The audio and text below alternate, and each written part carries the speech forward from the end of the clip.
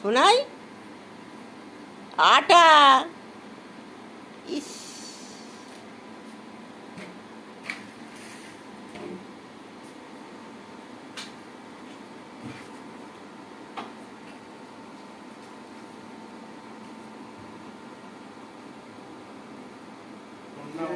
এঁচোড় নিয়ে কি করবে তুমি সোনাই?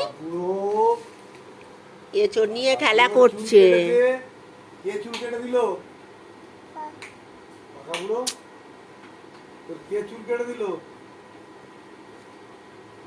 বকুলো দাদু কেটে দিয়েছে? তোমার কে চুল কেটে দিল কাঁচি দিয়ে? দাদা, বকুলো দাদা।